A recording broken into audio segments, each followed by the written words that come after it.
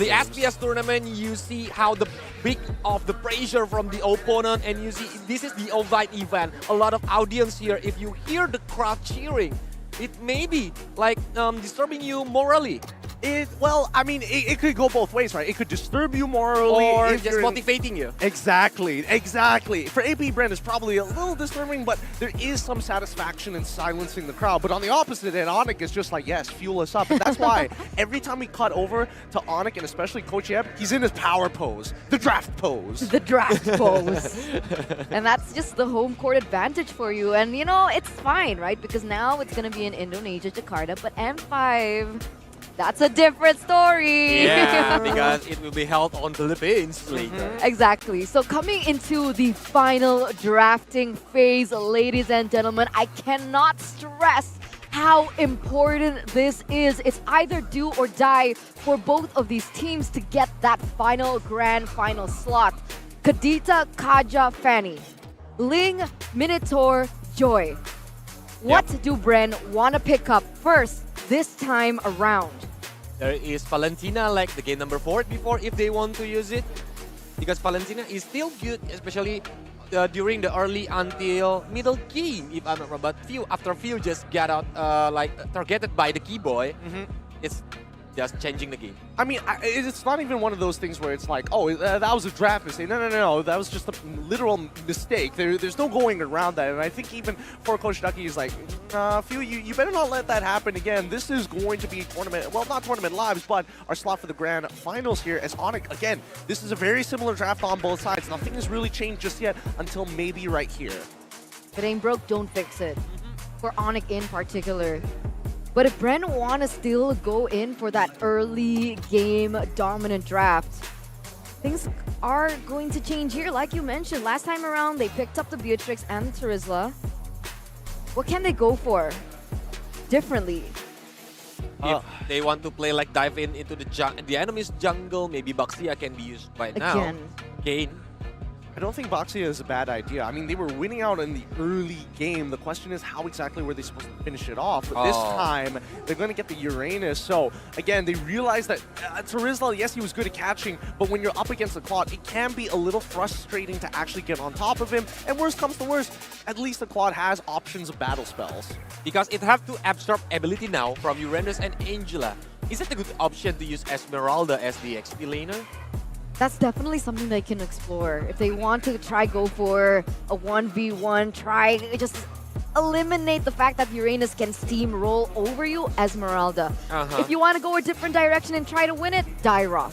Dairos Paquito is a combination that we've seen at MPL ID. It's worked so well, and there you go, Dairos in that EXP lane. Oh, thank God it wasn't Esmeralda. Thank God. Why? Oof.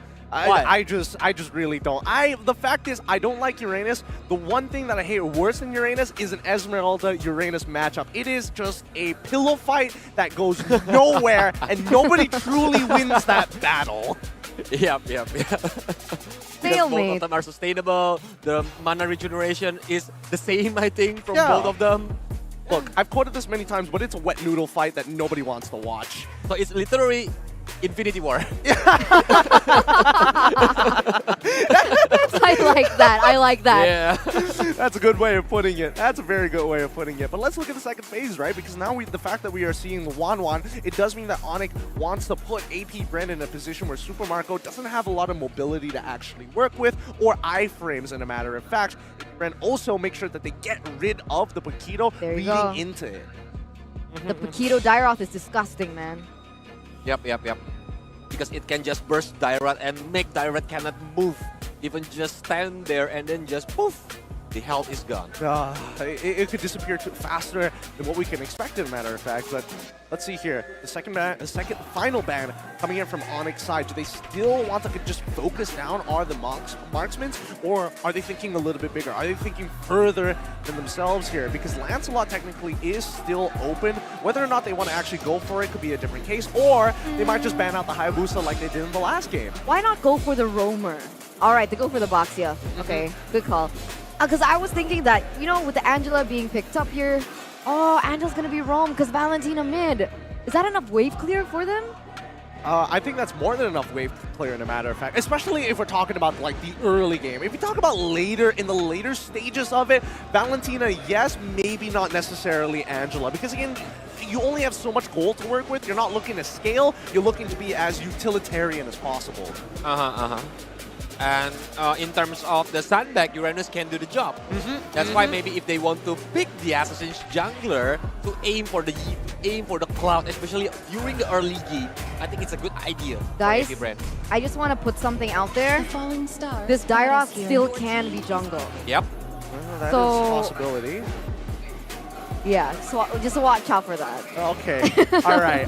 I'll keep my eyes out for it because, again, it has been a while since somebody has thrown Dyrok in towards the jungle. And look at the ONIC fans as they can't continue chanting, making sure that the spirits are high for the ONIC players. Novaria gets banned out, and at least this time they can actually protect the information and their positionings for the upcoming fights. Franco, I was about to call it that maybe AP BREN were looking to get some form of suppression to stop Sands for once, because I feel like he had too much free reign in the past couple of matches.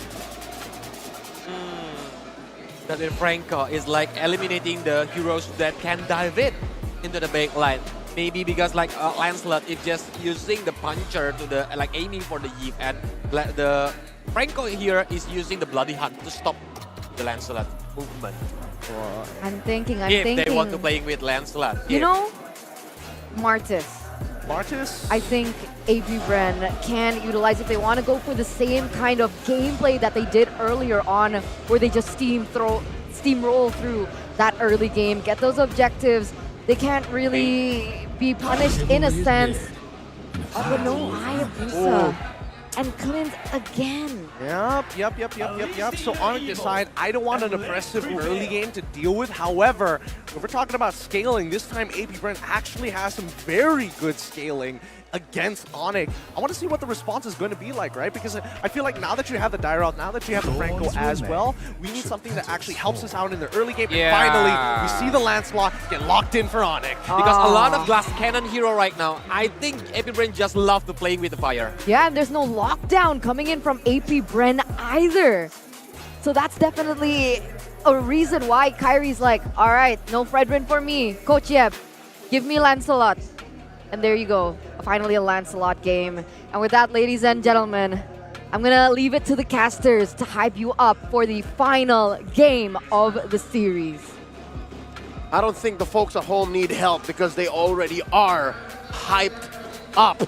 It's Leo and Mirko bringing you the finale to this Insta Classic between AP BREN and ONIC. This is Game 5. And much like Game 3, these two teams have left us flummoxed. I think more AP BREN, given those last two picks in the Clint and the Hayabusa. Clint and the Hayabusa, definitely a very unexpected end to the way that AP BREN were drafting. We did, however, predict exactly what ONIC were going to pick in the last two picks. It right? had to be. It had to be the Had to be. Lancelot, and they, as seen in the first phase, want to crank down on whoever was going to get in the hard guard. Yeah, so they had to pick up the Franco. And again, they have the Franco and the Eve. So they don't have that odd interaction wherein the hook would interfere with whatever the mid laner was doing. Let's get into the game here. It's a Game 5, and you can see how deep Kiboy is already. Oh, gets a hook onto Kaltizi. A good chunk of damage there as Kaltizi is still able to make it back to his buff. But this does give Kyrie a bit more of an advantage when it comes to these clear game early on. Yep. He's what, ahead by 5-6 seconds?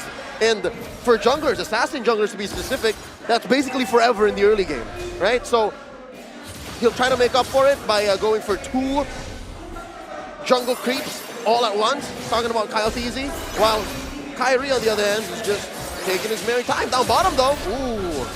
Some damage placed down. Boots doesn't want his wave to be cleared out with no punishment like that, but he ends up getting punished instead. Still the sustain from these two, I think a bit too much for him to handle, a bit too much for him to burst alone. That's why ONIC picked up the Lancelot that we actually talked about a lot. I mean, hey, who doesn't remember what Kyrie was able to do at MSC 2023? And now with the killing spree, he's seeking out to do the same. Here's a quick look at what the emblem game is looking like for both these teams.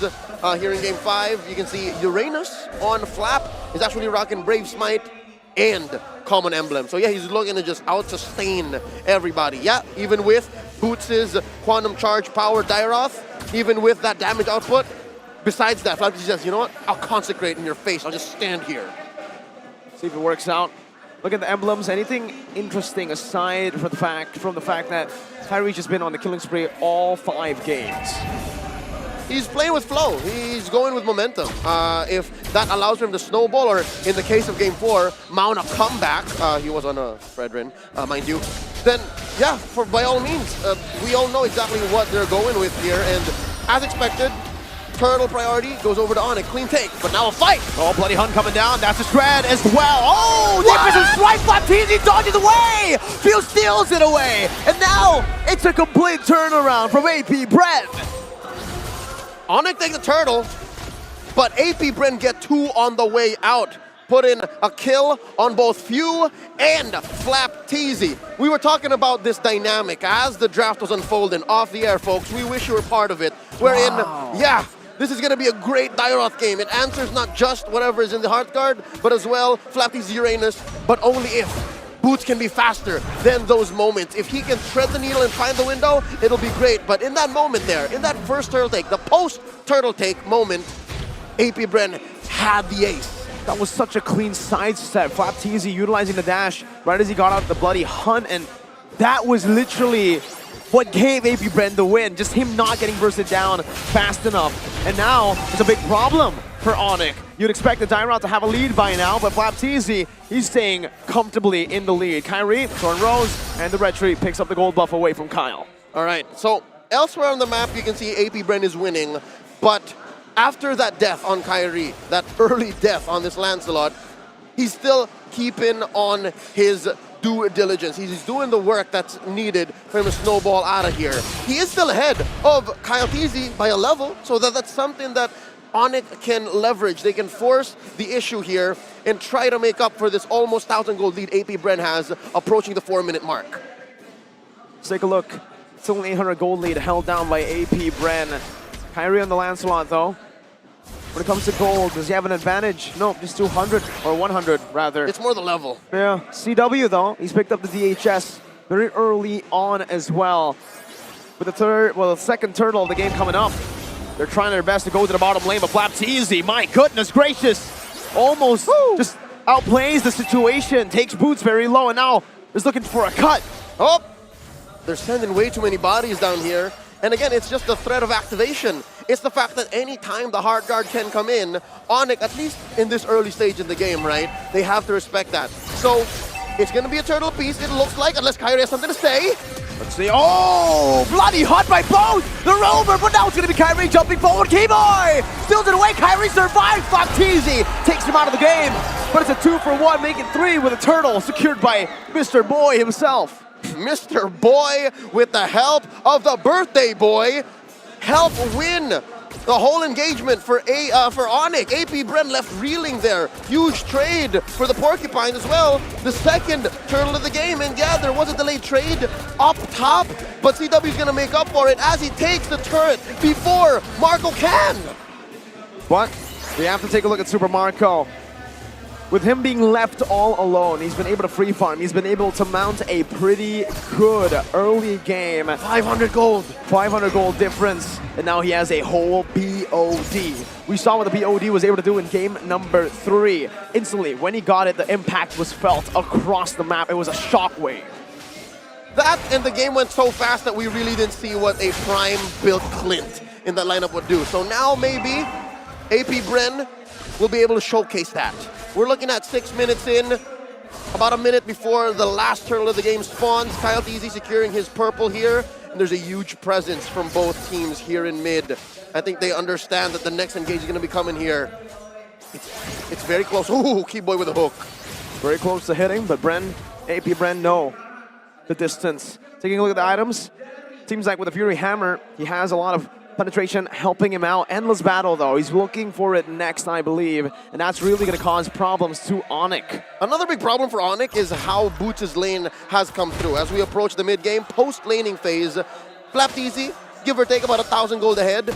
It's forced Boots to right now build fully defense. His first item, a dominance ice. So best case scenario, he stands there, maybe catches 1 or 2 rogue heroes from AP BREN with the Abysm Strike, and then just use that passive on the dominance ice. That aside, he really isn't dealing as much damage here. And it's still AP BREN with a good, I would say, some more pressure. Keyboy though with the conceal now. Kyrie dashing forward. Oh, he misses the puncture. Bloody Hunt gonna place down, but Kyrie, oh, he's still able to escape the Thorn Rose. Shadow kill all to the back. Good Bloody Hunt over from Few. But it's a 2-for-1. And it looks like that advantage that Boots has just by standing there, using that passive on the dominance ice is enough. Although, this trade isn't as beneficial for ONIC. They read the room. They're saying, hey, it's not as clean. Maybe we should go elsewhere. Find wins there. But oh no. CW just blitzing this turtle. Oh, look at how fast he's going. No red tree though. Kyrie now just joining the fight. Keyboy taking very low. Oh. 1 HP. Supermarco. Oh, it's a flicker out. Retribution secures it. Oh, CW. He's able to find Few. Now Supermarco with the help of the hard guard. BMI coming back. CW caught in the midst of Flap TZ and Kyle TZ. And Keyboy falls as well. So the little girl. Woo-wee! A little girl and a cowboy with forward flicker from Supermarco there. Keyboy got away the first time around, but not the second time around. Look at how far ahead Supermarco is of the farm. Again, maintaining that 500 gold lead over CW. Now it's growing slowly but surely. 6-5 here, 8 minutes in, a minute and a half until the first Lord comes up. We've missed all turtles, and not a single went to AP BREN. But I think it's all still according to plan. AP BREN have been forcing this lineup, the whole Angela-centric lineup, for 3 games straight now, and I think they've learned a lesson from Game 4. I think so too. I mean, we're seeing a more, I would say, aggressive AP BREN. The aggressive AP BREN that I think we should have seen a bit more out of in game number 4 from them. With a 7K gold lead, this is what I expected from them, going ham, and honestly, Clint pick, it's kind of growing on me. Yeah, and it's coming at a cost, right? It's not as clean. We're looking at a trade 50-50 every kill. There's a clap back from ONIC, and of course, again, the aforementioned turtles. But again, it's looking better, especially as we ramp up into the mid-game. So expect more significant fights, more significant trades. And the fact is the map reflects exactly just that, right? They're trading huge objectives, turret for turret, from the long lane down bottom to top. And Few, I think he learned a lesson from game 4 as well. But wait, he gets caught out! My goodness, that burst! Now Flap TZ caught in a Abysm Strike! With the Phantom Execution, Kyrie jumping forward, takes Ogun very low, Kyrie in the back! Still punished down with a shadow kill from Kyle TZ, who now has the BOD. Oh! Bro's getting gunned down by the endless battle! And that's what AP BREN are forcing, an endless battle! Sheriff Marco's in town, and he's enforcing justice. I'm also liking it. It's amazing. With this level of peel, it's very similar to what we talked about, of how some marksmen just don't need the mobility anymore. They're just able to plop down and say, yep, this is damage, take it if you want to. Well now, Kyle TZ definitely has the advantage. Keyboy with a flicker forward right now. TW helping him out with a blazing duet. But I was going to be terrified. Flap TZ on him. No death so far. Except for, oh, what? CW falls? What killed him? Oh, CW! Oh, what is off a Flap? Trying to see what Or a rogue bullet! It could have been a rogue bullet! I think that might be it. A ricochet! A ricochet from the Lord, perhaps. We'll have to see a replay to see what exactly happened there. I didn't quite catch it. Oh, it was Clint just killed Clint. It was a ricochet! It was literally just a flicker and a gun down. Oh, Mr. AP Marco. BREN. Sheriff Marco to you. AP BREN are bringing the Wild West here in Jakarta, and ONIC are feeling all of its effects. Look at this.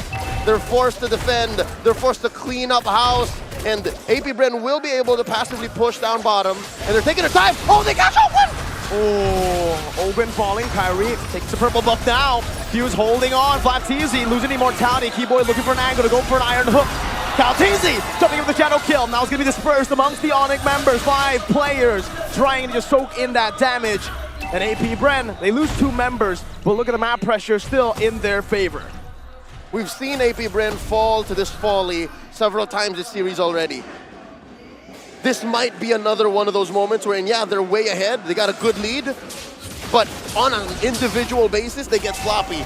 these 2 kills should not have happened. If AP BREN had their way, this would never have happened. But that's just testament to how ONIC know their outs, how ONIC are so quick to punish. And now, with just 2 turrets left, it's like Lord of the Rings up in this, man. It's like Tolkien wrote it, 2 turrets left out of their base. ONIC are looking to get their gold up. Again, it's about 2,000 between them right now, and this is huge. A majority of it is between CW and Marco. Atomization, though, look at that, man. Another power spike for Super Marco.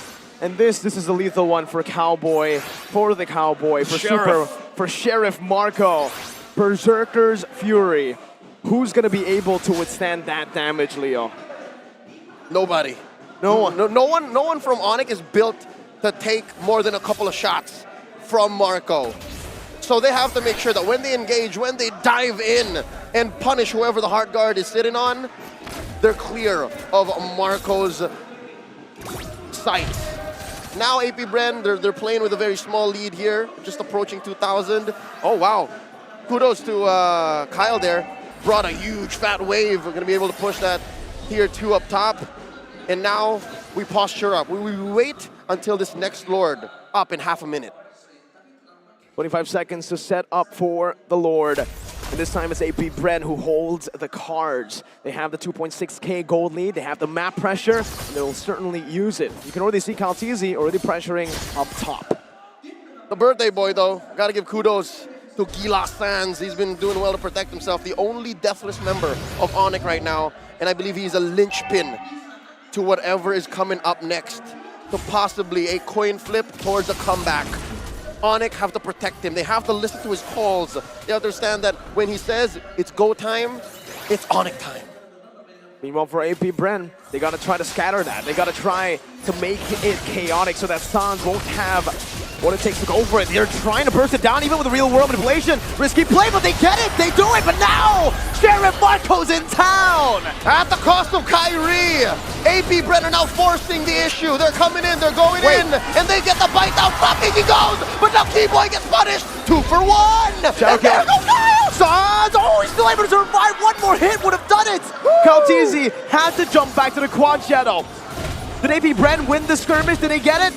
Or is it still worth it with the Lord taken by ONIC? I'd like to think it's worth it. They're a Lord apiece, and that enhances ONIC's wave, but just enough to hit equilibrium.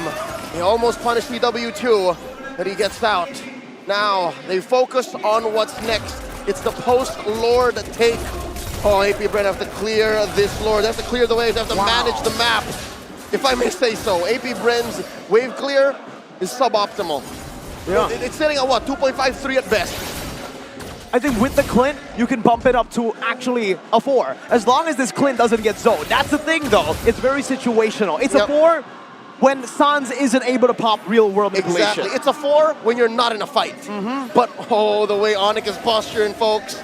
There is a large amount of ONIC members here. And there's the real-world manipulation that we mentioned in the back as well. Now coming down in the back, CW gets taken out by Caltizi. Kyrie able to dash away. And now they get him. Sheriff Marco takes him down under. And now Boots trying to recall. They catch him. The quick draw, Sheriff Marco. He'll crash another criminal, taking him out. It's a double kill for Super Marco. 3-4-0. Fastest fingers in the southeast. And with that, they take care of the Lord, get 3 kills with no clapback. They manage the waves, and AP BREN is back in the driver's seat. 15 minutes, 30 seconds in. 6-0 and 5. If there were still questions about Clint being in the meta, now there aren't. Now it's been answered. Show him the screenshot. Super Marco did it in a game. Here we go. BREN. Oh, they're looking to get a penetration here. They're looking to take at least 1 inhibitor. But it looks like they are going to temper their tempo. They'll wait until this next Lord, 40 seconds away. And they gotta watch out for this, all right? They've been getting better at this. I must say so myself. They've been getting better at watching out for Keyboy's hooks. In the mid to the late game, which we're still in now, AP BREN has been putting themselves in weird situations wherein they're baiting the hook. It's scary. Honestly, it's scary. And when Keyboy does get it, it's lethal. So if AP BREN can fix that, then it's all the more closer to impossible that ONIC mount a comeback. So yeah, watch out for the hook. That's one key for ONIC to actually get back in this game. If it was hard before to catch Super Marco out, now Sheriff Marco just got himself a wind talker, a bit more mobility, and a little bit more damage, I would say, just with the burst coming in. He bursts. He doesn't just DPS, he bursts people down. You don't expect it, and then your health bar just disappears. Yep, he's close as it gets to a spellcaster marksman, right? It's scary. Oh wait, they're gonna crash that on a boot! Shadow kill used up right now, the hard guard in place as well. Kyrie with Phantom Execution to the back. Bloody Hunt by Few! CW with the Blazing Duet onto the back now with a Bloody Hunt to Super Marco. But the Sheriff stays put, he guns Keyboy down! And Oakwood picks the double kill up. 3 for 2 so far in the CW and Suns. 2 major damage dealers from ONIC. Oh, they're unable to engage. They're scared of the 3 members left for AP BREN. And it looks like they want to force the issue. They're going to look for the penetration here. They're going to push mid. Sieging it down with the help of Super Marco. Takes it out. They don't go for the Lord just yet. RWM locking Super Marco down. Still has a sustain. My goodness, one shot from Super Marco takes CW to half HP. So close.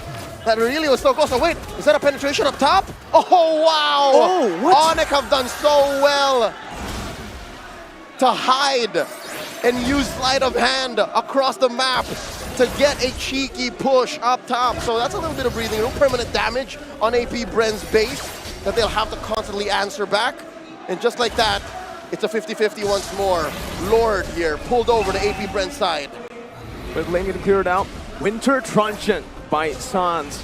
He's looking for an outplay moment. They're getting desperate. It's getting risky, but damn! Iron hook from Keyboy! No frontliner, Leo, what? No one home, they bursted! Flapped easy! This is difficult, and they spent the hard guard too! Just like that! What? ONIC's Lord chances skyrocket! My goodness! To everyone he could have landed on. He landed on the frontliner now. View with a brilliant real world manipulation, but there is the Winter Truncheon. Caltese gunned down! Responded over with another blazing duet into the back lines! Oh no, it's just Kyle Teasy left. Keyboy's body hunting. Super Marco here in this bush, playing with the shadows. It's 5v2. We're not quite yet, at TikTok timers, folks. But that was a clear win by ONIC, a huge victory for the Porcupines. And with that, they're gonna make quick work of the Lord. This is an evolved Lord. ONIC scored. No way. ONIC once again. They've relied on Keyboy this game to find a hook.